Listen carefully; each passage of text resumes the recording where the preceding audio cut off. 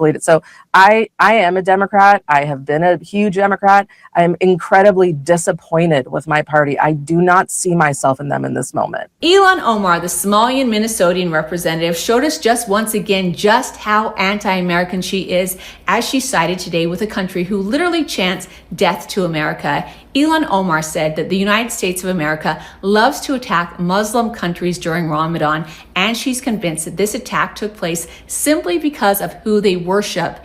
In Iran, only 37% of the people are Muslim. President Trump did not target them today because of their religion. He targeted them today because they are ruled by an awful man. And thankfully, that awful man was taken out. That awful man had no problem slaying his people. 30 to 40,000 innocent people were killed in the streets in Iran just because they were protesting. Where is AOC? Where are you, Representative? You are usually desperate for attention. Why so quiet?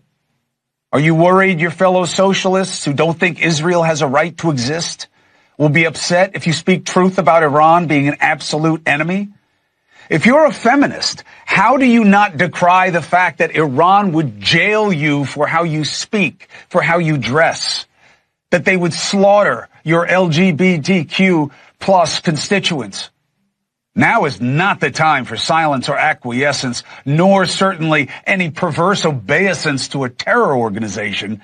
In the last 48 hours, you have Ilhan Omar going off, going crazy about this whole Iran situation. Then you have AOC writing a letter to President Trump. You got Democrats, Rachel Maddow going crazy on Trump. All these people, it seems like they're just pro-Khomeini at this point, who is now dead.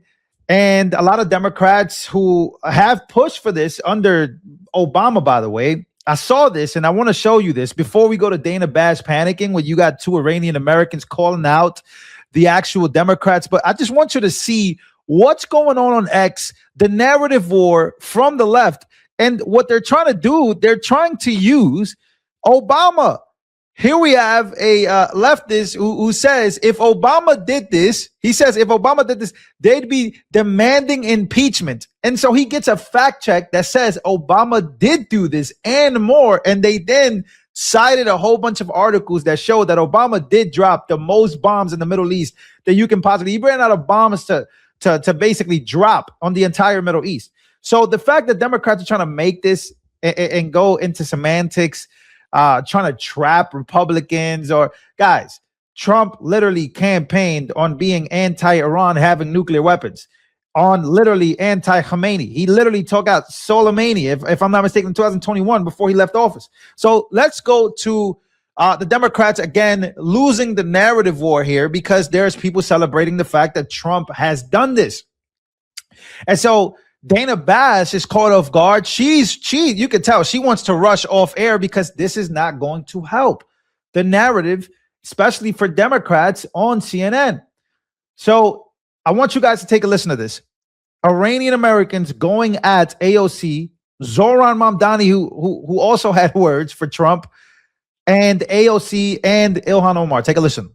I think that it is imperative the Democratic Party wake up and get past their dislike of Donald Trump, the President Trump, and their feelings of international conflicts going on. This is about national security. This is about what is possible in the Middle East. This is about being a good neighbor, good partner to the Gulf states and what their aspirations are. This is about supporting the people of Venezuela. This is about dismembering our relationship with, or not dismembering, but resetting our relationship with China. Right now, 55% of the oil production that Iran produces goes to China despite sanctions. You want to support the people of Ukraine. You want to end that war. You have to. There is no getting around dismembering this Islamic Republic. It is non-negotiable. It is not a want to have. It is a have to have. And it's not just for the Iranian people. I think you have to trust the Iranian people. We know this government better than anyone else. When you dismember. By the way, I got to pause it here. I got to pause it because not only is she going off on the Democrats, right? And that you have an actual Iranian, someone who's lived, someone who's fled, someone whose family comes from this, letting you know why they support Trump and doing this. And then you have Dana Bash there just sitting down like, man, Well, what can I say here? Decapitate this regime, you are going to see a change in the Middle East, in Venezuela, in China, in Ukraine. And I think, quite frankly, their ideology it's caused a lot of problems for us worldwide. We need to take it seriously. And I think at this point, we have a tremendous opportunity. This will be like ending the Soviet Union, the Berlin Wall. This is a transformational moment for humankind, for security. And as an American, this is in our interest to complete it. So I am a Democrat. I have been a huge Democrat. I am incredibly disappointed with my party. I do not see myself in them in this moment.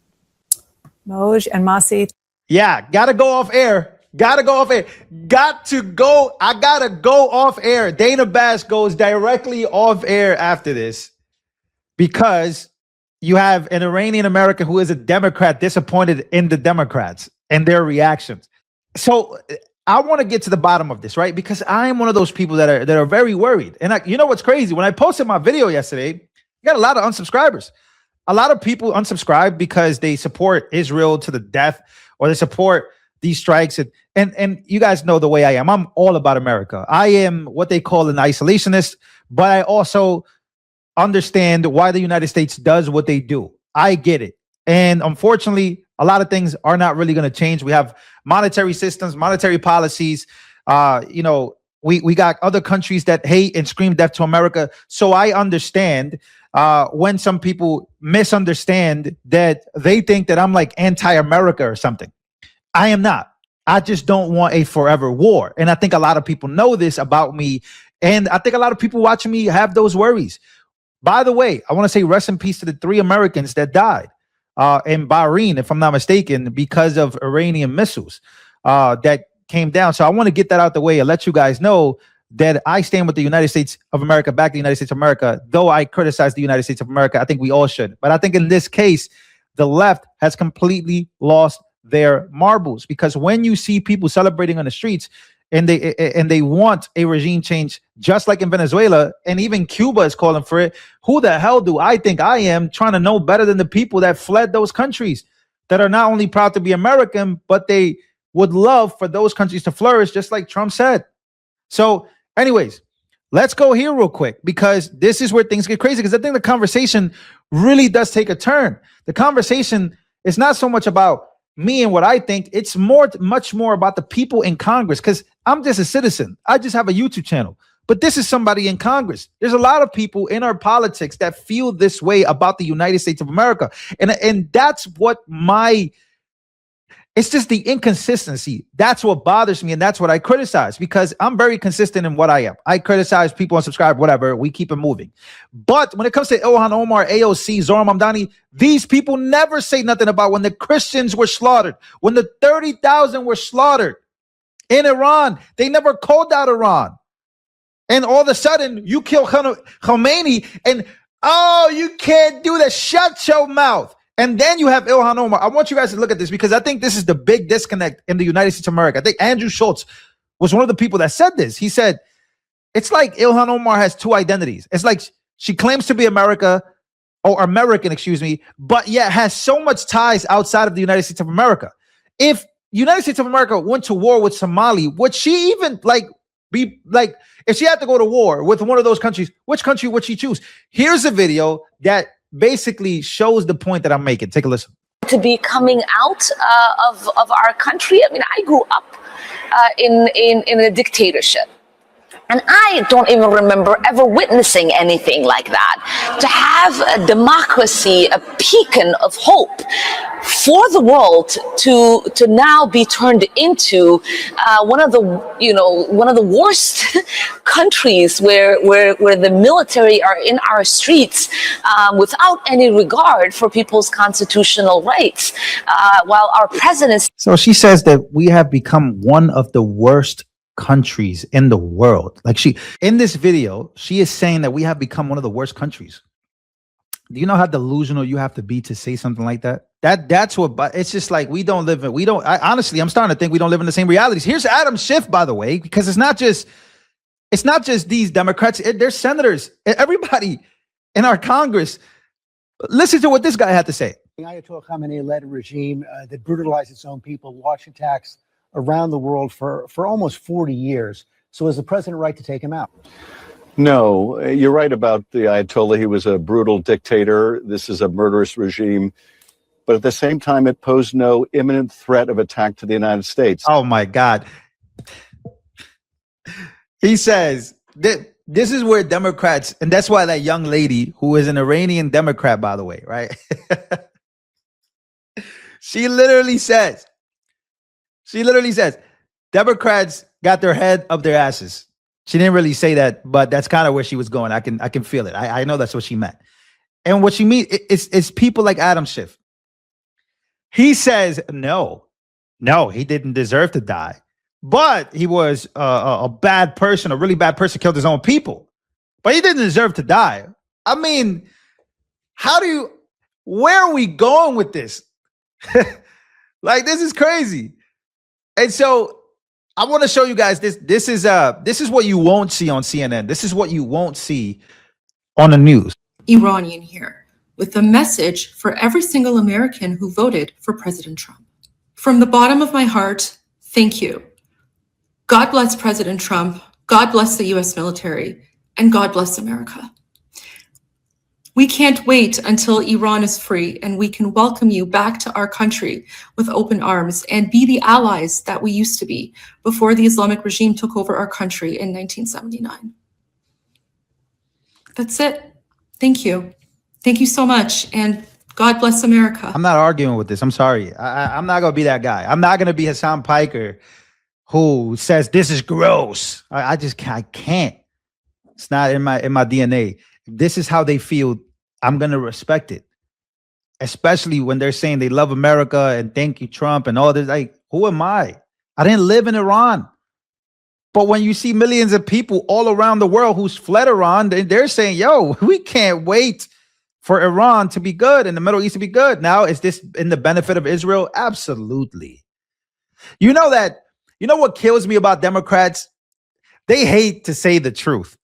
Like, you know what happened? Rachel Maddow went off, right? I'm not even going to play this. Maybe I'll do a dedicated video on her. She goes on a tantrum for like 40 minutes about who this benefits. Who does it benefit? Who does it benefit? It benefits Trump's pockets. Qatar, it benefits the United Arab Emirates. They gave Trump a plane. Like, no, it benefits Israel. Say the truth. It benefits Israel and it benefits the people of Iran and it benefits Iran. Does it not? Right? Why is she so afraid to say that? Anyways, because she wants to make it about Trump, like they always do. All right, so I want to play one last clip here. As you have seen, guys, Democrats losing their marbles. Ilhan Omar losing it. I want to play this clip, this clip from this comedian. His name is, if I'm not mistaken, his name is Ben Bankas. Right, this dude is hilarious. But man, does he break down exactly what we're seeing with the Democrats? Take a listen. I feel like as soon as I saw that they bombed Iran, I was like, fuck. You can really do anything in this world. The possibilities are endless. Unbelievable. Unbelievable to watch the Democrats not know how to disagree with this. They're like, look, okay, no, fuck. That was, all right, that was good, but we're not supposed to do that anymore because right under the Democrats, that's how they ran the military. Like, well, just hands off. Oh, they invaded Ukraine. Oh, give them send them a couple helmets. So, and they were so, who's an ally of Russia that's part of this whole Ukraine thing? Iran. So we blew them up, and so that helps Ukraine. And if you explain that to a Democrat, they'll kill themselves. Because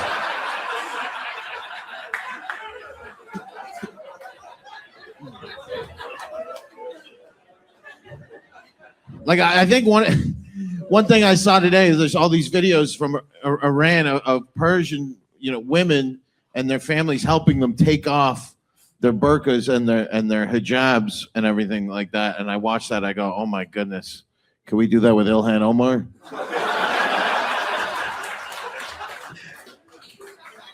We need a free Ilhan Omar from the Iranian regime. Anyways, guys, that is it for me. I hope you guys enjoyed this. I hope you guys enjoyed this version of the news of me breaking all this stuff down. Again, we lost 2 service members. Rest in peace to them. Unfortunately, that's horrible. And I hope that's it. I hope that's it. But unfortunately, you know, Iran began retaliating against everybody. All the naval bases, they began retaliating. So it is horrific. And I hope that this ends sooner than later. We'll see what happens next, guys. I'll see you guys on the next one.